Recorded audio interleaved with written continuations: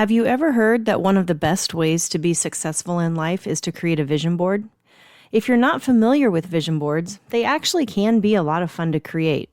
You start by picturing in your mind all of the things that you want to achieve, create, or acquire in life. And then you page through magazines or browse the internet to find pictures, quotes, or words, just anything that represents those items to you. And then you cut them out of the magazines or print them off the internet, or if you're feeling really artistic, you could even draw them. Then you glue them to a board or put them in a notebook or save them on your phone, anywhere that you can look at your vision board every morning when you wake up and every night before you go to bed. But here's the thing. For some of us, vision boards can be very overwhelming. For some of us, creating a vision board may actually be holding us back instead of helping us move forward. That's what we're going to talk about in today's episode.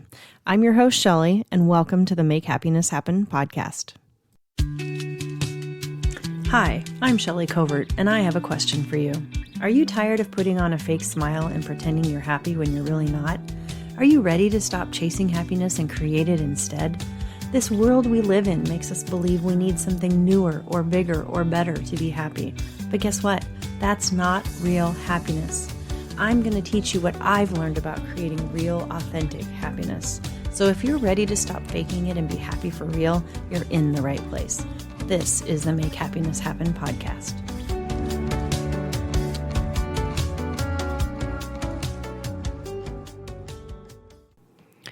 Have you ever heard the quote, "A goal without a plan is just a wish"?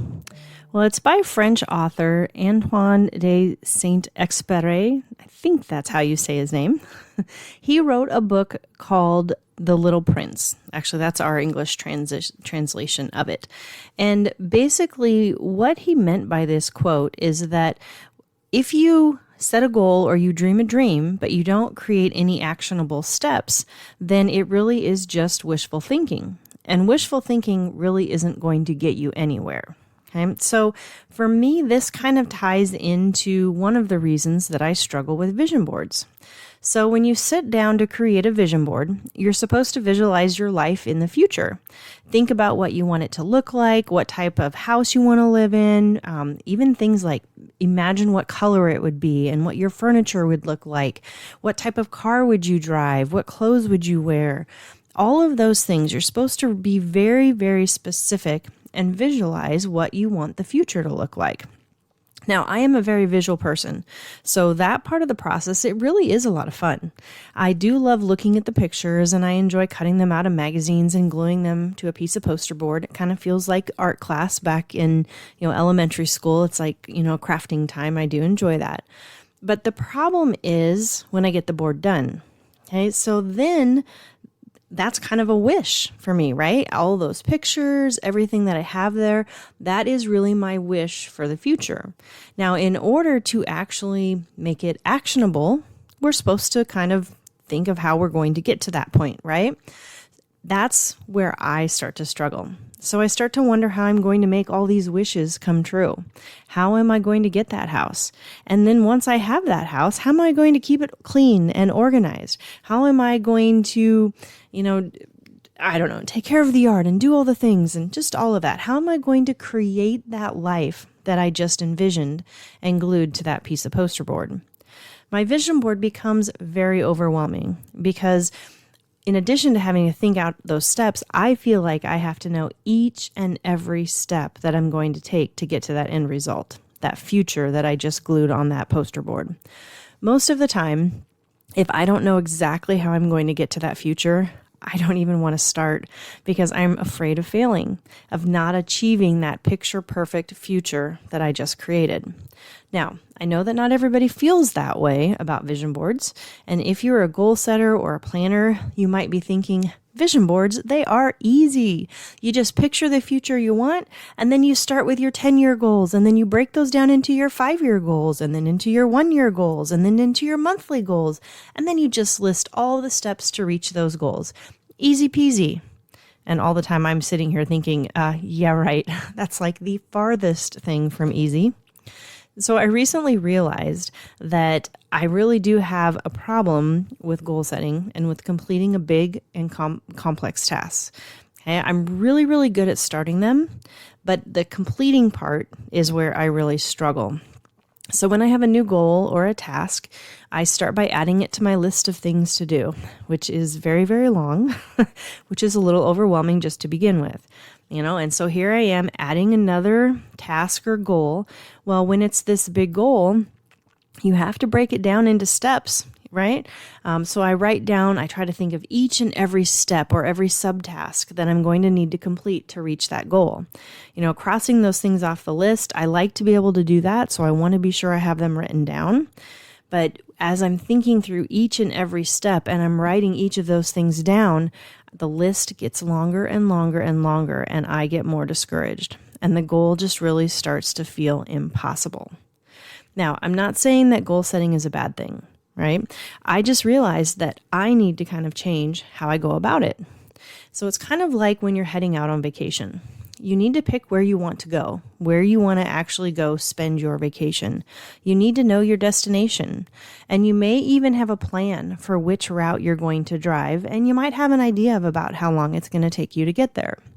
But what you don't know is what may come up along the way, what could change your plans, right? Maybe there's road construction that you're not sure, you don't know about. Maybe there is a road closure. Maybe there's a detour and a super slow speed limit. Or maybe you come across a scenic detour that just sounds too beautiful to pass up. All right. Well, when you start off on your vacation journey, you have no idea of which of those things might come up along the way. But that doesn't mean that you don't start, right? That doesn't mean you say, oh gosh, I have no idea if there's going to be a road closure or a detour along the way. So, just in case, I think it's best if I just stay home. I'm going to skip out on this vacation. No, we're not going to do that, right? But with goals, that is kind of exactly what I do a lot of times. And I don't know, maybe you do too. So sometimes when I'm thinking about my long-term goals, my 5-year or my 10-year goals, I get overwhelmed. And I feel like I need to have all the steps planned out before I even start. I need to know all of the changes and the detours and the challenges of anything that I'm going to face along the way as I'm working towards this goal. And when I don't, because, how in the world am I going to know all of that before I've even started? Well, when I don't, I just want to give up. I want to quit before I even get started. Now, this explains why, for so much of my life, I feel like I've struggled to achieve the life goals I've set for myself. Starting is easy, probably because I know the steps to take in the beginning. Purchase the training program, start watching lesson 1. Yeah, I can do that. That's easy. I'm really pretty good at watching the training, taking some notes. Actually, I'm really good at taking notes. But when it comes to implementing that training, to using what I wrote down in my notes, well, that's when it gets a little harder. So I've decided to look at goal setting a little bit different. I decided to think of it like using a GPS. Now, back to the vacation example. When I head out on my vacation, I plug in my destination into my GPS. I like to scroll through the route because, like I said, I'm a visual person, so I like to have a vision for where I'm going. But here's the beauty of the GPS.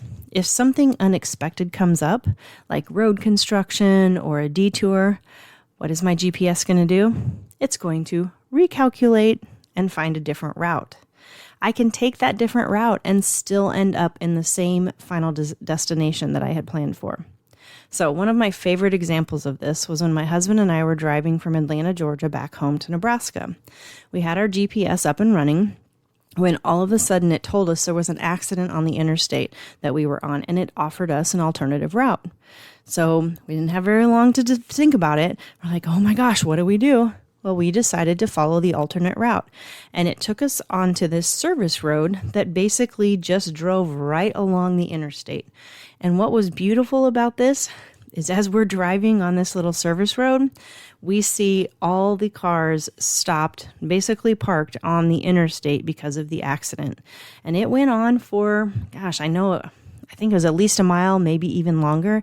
And they were sitting there parked, and we were driving right along. And then we got right back on the interstate after we passed the accident. Okay.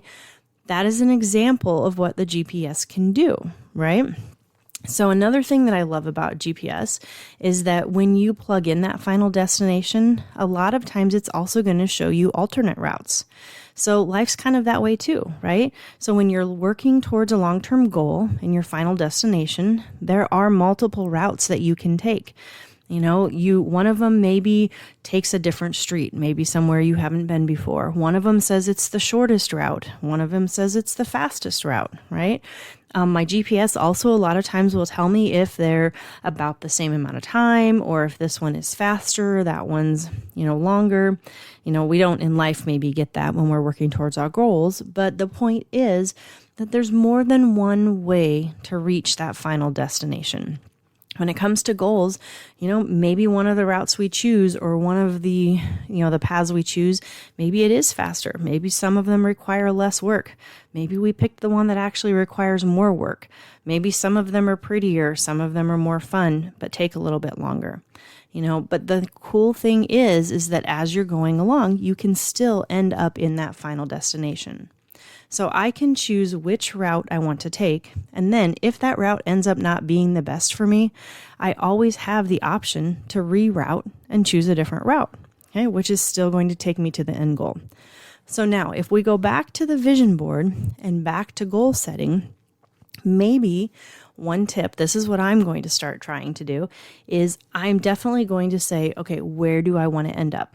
Because if I'm sitting at my home in Nebraska and I decide that I want to go see the mountains in Colorado, but I head east, I am not going to hit the mountains in Colorado because Colorado is west of Nebraska. So I have to at least know which direction I need to head, right? That is your final goal. Where do you want to get? But what you do is you make your first decision. You do the first task. Okay? You drive the first road. And then when that one is done, you say, okay, now what do I do that's going to take me in the direction of my final goal? And every step, you just make sure that the choice that you've made or the task that you're doing is moving you closer to that final destination. So there is a book called The One Thing. And what I really love about The One Thing, I can't remember the name of the author right now, but I'll put it in the show notes. But what I really like about the book, The One Thing, is it tells you each day you start by focusing on the one task that is going to move you forward or move you closer to your final destination. Okay? A lot of times that's going to be the most difficult task of the day. And a lot of times that's why we tend to put that one on the back burner and we do all these other little tasks first. But what ends up happening is we spend a lot of time on these tasks that aren't really moving us forward. It's just kind of busy work. Okay. So by focusing on the one task or the one thing that's going to move you to your final destination and doing that first, you're going to make a lot more progress. And as you get better at this, you're actually going to probably be using less energy in a way. You'll get more efficient with it as well.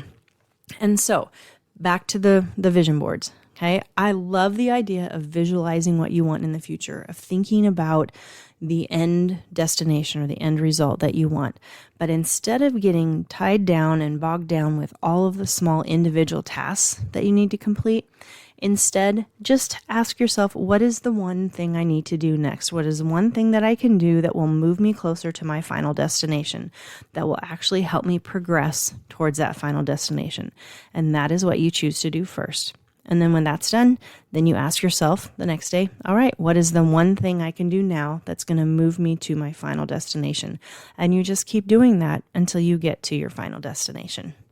It sounds so much easier that way, doesn't it? So much less overwhelming. And I think the thing that's going to be cool, at least for me, is I really believe I am going to make way more progress because I'm not going to be afraid to start. I don't have that stress of needing to know every single step along the way. I just need to know one thing that's going to move me closer. So that's my challenge for you this week. I want you to think of like one life goal. What is one thing that you would like to achieve in your life? And then I want you to think, okay, what is one task, one action that I can do today that will move me closer to that? All right. Well, I hope you enjoyed that, and I'm excited to hear what you have picked to do, what your kind of life goal. I would love if you want to email me at Shelly@makehappinesshappen.com and just share what you've picked as that life goal and what your first step is going to be. And until next time, my friends, choose to be happy. As always, thank you so much for tuning into the Make Happiness Happen podcast. If you enjoyed this episode, make sure you're subscribed wherever you listen to podcasts. And even better, leave a positive review. If you want to dive deeper into the topics and discussions we have here, I would encourage you to head over to makehappinesshappen.com and sign up for my newsletter. It's the best way for us to get to know each other even better. Thank you so much for listening, and I'll see you next time on the Make Happiness Happen podcast.